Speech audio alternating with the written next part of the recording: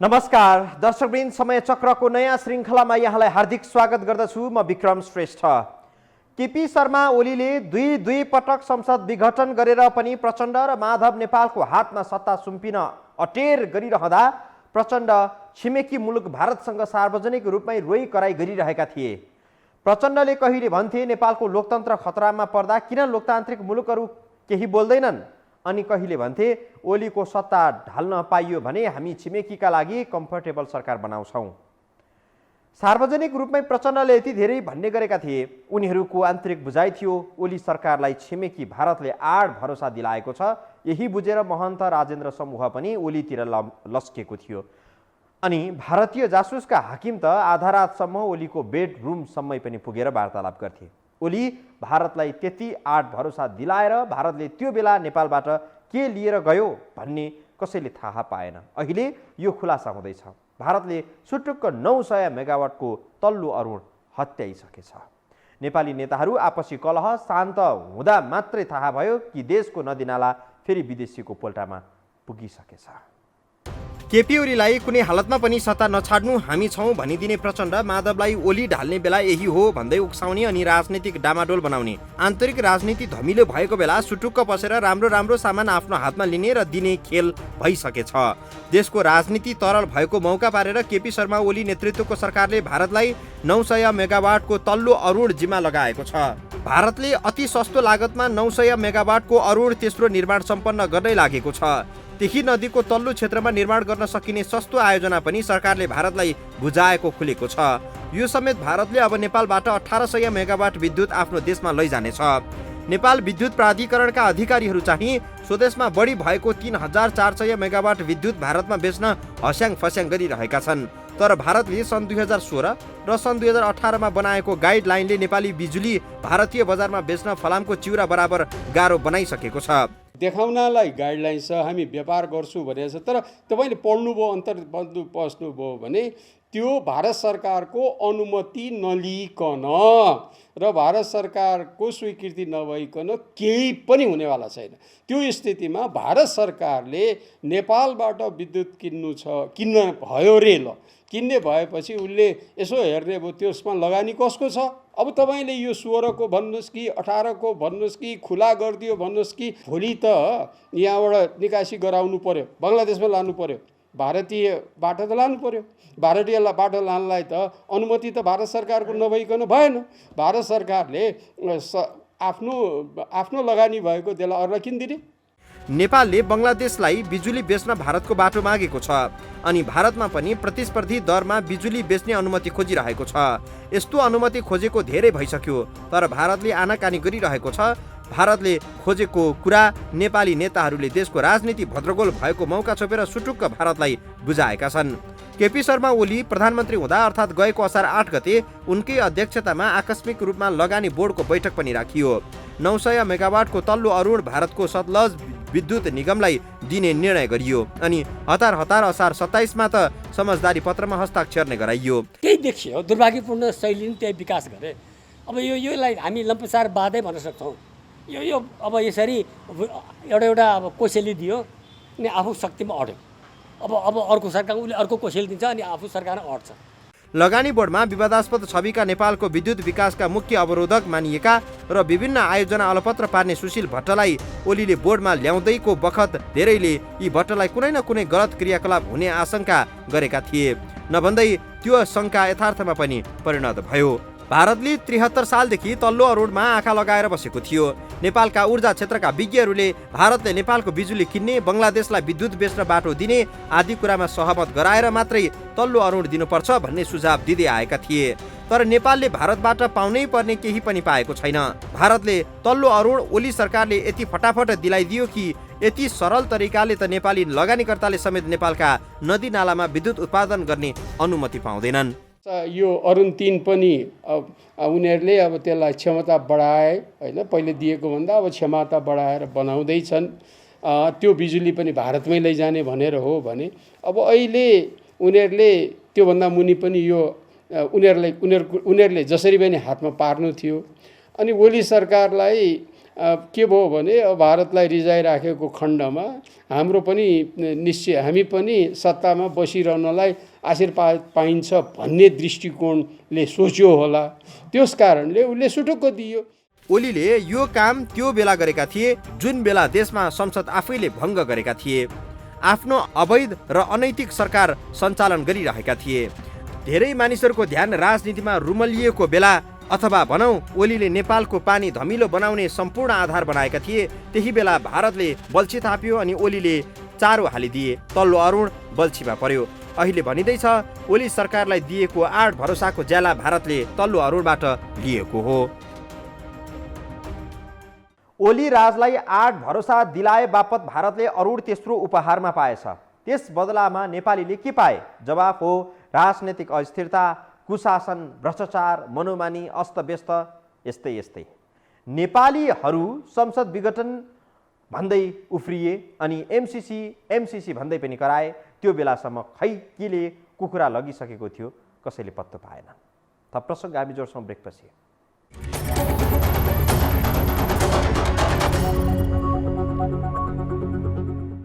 अस्तिसम्म बिजुली नभएर रुवाबासी थियो अनि अहिले बिजुली खेर जान थाल्यो भनेर फेरि अर्को रुवाबासी चलिरहेको छ। नेपालमा यो मितिमा यति बिजुली उत्पादन हुन्छ भन्ने जानकारी पहिले हाम्रा विज्ञहरूलाई थाहा थिएन र? 3 वर्षदेखि ऊर्जा मन्त्रालयमा वर्षमान पुन बसे अनि खासमा यिनी बसेका मात्रै रहेछन्। मन्त्रालयको कुर्सी भाँच्ने, जागिर खाने, तलब भत्ता बुझ्ने यस्तै मात्रै निरन्तर चलिरहेछ। 3 वर्ष ढलिमली गर्दा यिनले कुनै ठोस कार्यक्रम भने ल्याइदिएको भए सायद आज बिजुली खेर जाने स्थिति आउँदैन थियो। अपराधी यहाँ धेरै मात्रामा देखिँदैछन्। नेपालमा कुन वर्ष कति मेगावाट विद्युत थप हुँदैछ भन्ने सूचना राज्यका सबै संयन्त्रलाई पहिले नै थाहा थियो। विद्युत खेर जान नदिन के गर्ने भन्ने विचार विमर्श गर्ने बेला हाम्रा नेताहरू संसद भत्काउने, जोगाउने, गाली गलौजमा उत्रने, मन्त्री पद खान दौरा सुरुवालमा आइरन लगाउने, कपालमा चमेलीको तेल लगाउने जस्ता काममा निरन्तर लागि परे। यति बेला नेपालका विद्युत प्राधिकरण भनिरहेको छ दिउँसो 300 मेगावाट र राति 4 देखि 500 मेगावाट बिजुली खेर गइरहेको छ। वर्षायाममा राति 11 बजेदेखि बिहान 6 बजेसम्म बिजुली खेर जान्छ। यस्तो बिजुली स्वदेशमै खपत गर्ने योजना कागजमा छ, व्यवहारमा चाहिँ छैन। प्रादेशिक हिसाबले कुरा गर्नु, कर्णाली प्रदेशको हालत के छ? त्यहाँ बिजुली पुगेको छ? त्यहाँ कर्णाली प्रदेशका मान्छे, सुदूरपश्चिमका मान्छे गएर सब सोध्नु न। खेर गयो भन्ने तपाईँको शब्दको चयनै गलत छ। खेर गएको होइन, त्यो कसैलाई भोकै राखेर अनि खेर फालेको कुरा हो। त्यो नै गलत भयो। पहिला सबैलाई पेट भरि खुवाउँ न। तपाईँको 3 करोड जनतालाई पेटभरि खुवाउँ, कृषिमा प्रयोग गरौँ, उद्योगमा प्रयोग गरौँ, यातायातमा प्रयोग गरौँ, पर्यटनमा प्रयोग गरौँ। त्यो सबै गरिसकेपछि पनि बढी भयो भने खेर गयो भन्ने मानौँला, म मान्न तयार छैन। अहिले पनि अधिकांश नेपालीको खाना पकाउने इन्धन भनेको खाडीको लिक्विड पेट्रोलियम ग्यास नै हो। समय छँदै योजना नबनाउँदा अहिले बिजुली खेर जान थालेको छ। उता प्राधिकरणका अधिकारीहरू भारतले बिजुली किनिदेला कि भनेर जुत्ता खियाइरहेका छन्। यता राजनीतिक नेतृत्वले भारतलाई सुटुक्क 900 मेगावाटका नदीनाला सुम्पिरहेको छ। 5 वर्षमा सिद्ध्याउने योजना बनाएर अरुण तेस्रोको काम भारतले थालेको थियो। यो आयोजना 3.5 वर्षमा सकिँदैछ। सम्भवतः यो आयोजना सर्वाधिक कम लागतमा भारतले उत्पादन गरेर बिजुली आफ्नो देश लैजान्छ। यता प्राधिकरणका अधिकारीहरू हाम्रो देशको 400 मेगावाट बिजुली किनिदिनु पर्यो भन्दै बिन्ती गरिरहेका छन्। राजनीतिक नेतृत्वले भारतलाई अरुण तेस्रो र तल्लो अरुण गरेर 1800 मेगावाट बिजुली उत्पादन हुने नदीनाला सुम्पिसकेको छ। तर भारत नेपालको बिजुली किन्ने वा बङ्गलादेशसम्म पुग्ने बाटो दिन मन्जुर भइसकेको छैन। नेपाल आफैले 1800 मेगावाटका प्रोजेक्ट भारतको पोल्टामा पारिदिइसकेपछि अब फेरि भारतले नेपाली लगानीको 400 मेगावाट बिजुली किन किनिरहनु पर्यो?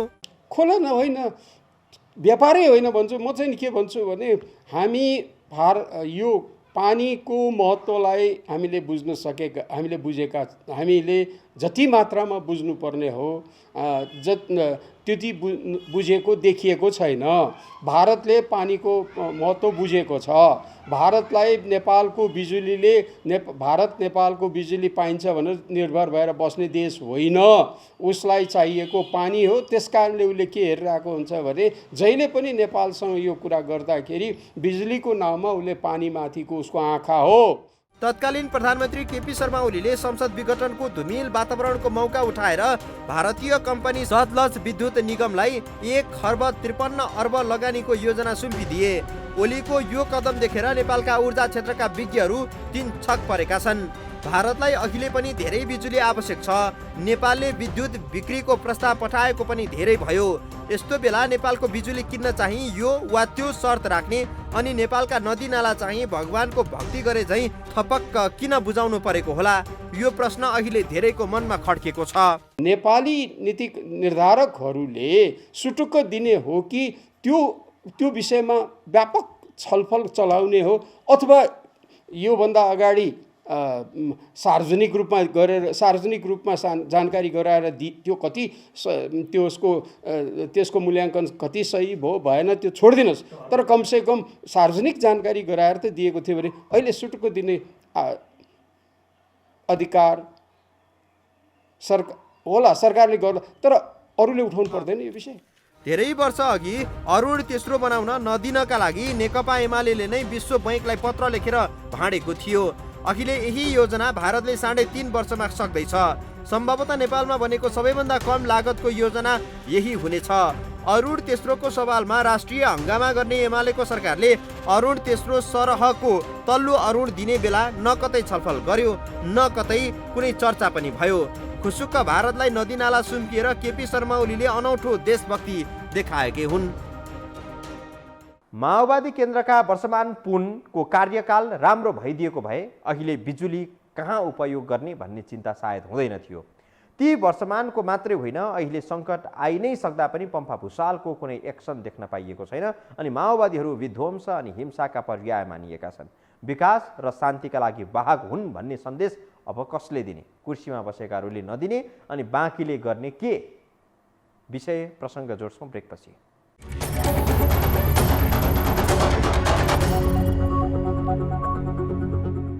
भारतमा बिजुली बेच्न सजिलो छैन। भुटानसँग जस्तो सम्झौता गरेर भारतले बिजुली नेपालबाट लैजान सक्दैन। तर जसरी केपी ओलीले तल्लो अरुण बिना नेगोसिएसन दिए त्यसै गरेर एक नदीनाला नियन्त्रणमा लिएर आफ्नो मनोमानी कायम गरेर चाहिँ भारतले नेपालमा लगानी गर्छ। आफैले लगानी गरेको बिजुली लैजाँदा नाफा पनि आफ्नो, बिजुली पनि आफ्नो। नेपाललाई नाफा दिने गरी नेपाली बिजुली भारतबाट किन्न के को खाँचो छ र? हेरौँ यो रिपोर्टमा। 900 मेगावाटको तल्लो अरुण भारतलाई दिने मामिलामा तत्कालीन प्रधानमन्त्री केपी शर्मा ओलीले कसैसँग सल्लाह गरेनन्, कसैलाई जानकारी पनि दिएनन्। भारतले वर्षौंदेखि माग गरिरहेको तल्लो अरुण उसैको पोल्टामा पार्न आफै अध्यक्ष रहेको लगानी बोर्डबाट निर्णय गरे। त्यसको 20 दिनपछि भारतीय अधिकारी बोलाएर MOU गराइदिए। भारतको हितमा हुने काम नेपालमा सबैभन्दा छिटो र छरितो तरिकाले भइरहँदा नेपालले भारतसँग विद्युत बिक्री सम्झौता गर्न खोजेको वर्षौं भइसक्यो। त्यो चाहिँ किन हुँदैन? यही त हो नि, यो नेपालका यो योजनाविद भन्नेहरू, बुद्धिजीवी भन्नेहरूले मुख्य नबुझाएको कुरै यही हो। यो भने ऊ नेपालमा अरूले लगानी गरेर अरूले निर्माण गरेर बनाएकोमा बिजुली लैजाँदैन। अब एउटा लाटो कुरा गरौँ न, यहाँ कुनै लगानीकर्ताले निर्माण गरेछ भने त्यसको नाफा कसले खान्छ? खाने भयो। अब अरुणको नाफा कसले खान्छ? भारतीयले खान्छ। अब तल्लो अरुणको नाफा पनि भारतले खान्छ। भारतले त बिजुली मात्र लैजाने नाफा पनि खान्छ। यो मूर्खताको पराकाष्ठा भयो। यो प्रश्नको जवाब भारतले ऊर्जा सम्बन्धी सन् 2016 र 2018 मा जारी गरेको गाइडलाइन्सबाट प्राप्त हुन्छ। भारतले सन् 2016 मा जारी गरेको गाइडलाइनले 51% भारतीय लगानी भएका जलविद्युत गृहबाट मात्रै आयात गर्न मिल्ने बनायो। त्यसलाई संशोधन गरेर 2018 मा अर्को गाइडलाइन आयो। त्यो गाइडलाइनमा 51% को व्यवस्था त हटाइयो, तर नेपालको बिजुलीमा तेस्रो मुलुकको लगानी भएको हुन नहुने व्यवस्था राखियो। भारतले भुटानसँग 1336 मेगावाट बिजुली आयात गर्छ, तर भुटानको जलविद्युतमा भारतको एकाधिकार छ। भुटानमा भारत बाहेक अरू देशले जलविद्युतमा लगानी गर्न पाउँदैनन्। भुटानबाट भारतले लैजाने बिजुली भुटानको उत्पादन नभई भारतकै उत्पादन हो। अति सस्तो मूल्यमा बिजुली उत्पादन गरेर भारतले भुटानलाई रोयल्टी दिने गर्छ। 7 लाख मात्रै जनसङ्ख्या भएका कारण भुटानले कौडीकै भाउमा भारतबाट रोयल्टी पाउँदा पनि उसका लागि पर्याप्त हुन्छ। भुटानी शैलीको बिजुली निर्यात नेपालले भारतलाई गर्न सक्दैन। भुटानसँग अलिकति उसको बेग्लै छ, किनभने भुटान उसको भुटान त एक प्रकारले दिल्लीको मुख नहेरिकन उसले केही पनि गर्दैन। त्यो भनेर मैले भुटानको स्वतन्त्रतामाथि सार्वभौमतामाथि कुनै आक्षेप लगाएको होइन, तर वास्तविकता त्यही हो। तर अब अरू देश त त्यस्तो छैन अहिले देखिनलाई। तर उसले के हेरेर हुन्छ भने जहिले पनि कुनै यो अरू देशहरूसँगको कुनै पनि कुरा पर्यो भने नेपालसँगको कुरा पर्यो, नेपाल डेस्कले क्लियरेन्स नभई केही पनि गर्न सक्दैन। अहिले बङ्गलादेशले भारतबाट 600 मेगावाट विद्युत आयात गरिरहेको छ अनि यही बेला नेपालीहरू चाहिँ बङ्गलादेशमा नेपाली बिजुली निर्यात गर्ने सपना सजाइरहेका छन्। नेपालको नदीनाला नेपाली नेताले खुरुखुरु भारतलाई दिइरहेका छन् अनि भारतले नेपाली बिजुली बङ्गलादेश बेच्ने बाटो दिनुको सट्टा आफै बङ्गलादेशलाई थप बिजुली बेचेर नाफा कमाउनतिर लाग्छ। नेपाली बिजुली बङ्गलादेश जाने वातावरण बनाएर भारतलाई के फाइदा हुन्छ? बङ्गलादेशलाई बिजुली बेच्ने कुरामा त्यो नै गलत हो भने मैले भर्खर भने हाम्रो प्रति व्यक्ति खपत 300 युनिट छैन भने हामीलाई बेच्न होइन खपत गर्न जरुरी छ। खपत बढाउनु पर्यो। कमसेकम हामी भारतको स्तरमा पुगौँ अथवा भुटानको प्रति व्यक्ति बिजुली खपत थाहा छ 3000 युनिट छ। अब मान्छेहरू भुटानले बिजुली बेचेर धनी भयो होइन, भुटानले बिजुली खपत गरेर औद्योगिकरण गरे पनि धनी भएको। भारतले नेपालसँग बिजुली किन्नु भनेको आफ्नो पैसा सिध्याउनु हो। भारतको दृष्टिकोणबाट हेर्दा भारतले नेपालबाट बिजुली किनेर लैजान भन्दा नेपालका नदी नाला आफ्नो पोल्टामा पारेर आफैले लगानी गरेर बिजुली लैजाँदा बढी मुनाफा हुन्छ र भारतले अहिले गरिरहेको पनि यही हो। नेपालमा अहिले सबैभन्दा अभाव देखिएको चाहिँ योजनाको हो। कदाचित भारतले नेपालको बिजुली किनेन भने आन्तरिक माग कसरी बढाउने भन्ने हो। यस्तो योजना नेपालमा छैन। अहिले नै नेपालमा बिजुली बढी भइसकेको छ तर अझै विद्युत महसुल पुनरावलोकन हुन सकेको छैन। ग्राहस्थ उपभोक्ताका लागि साँझ बिहान बिजुली सस्तो बनाउने, उद्योगलाई दिउँसो र रातमा सस्तो बनाउने हो भने नेपालमा विद्युत माग स्वत बढी हुन्छ। दैनिक 100 मेगावाट विद्युत खेर गइसक्दा पनि नेपालका नीति निर्माताहरू 60 रुपियाँको बिजुली सित्तैमा दिनुमा गौरव गरिरहेका छन्। कोशी नदीमा भारतको चाबी छ अनि गण्डकी नदीको पानी नेपालले आफू खुसी प्रयोग गर्न पाउने अवस्था छैन। 6000 भन्दा बढी मेगावाट बिजुली निकाल्ने भनेर भारतले सन्धि गरेर महाकाली ओगट्यो।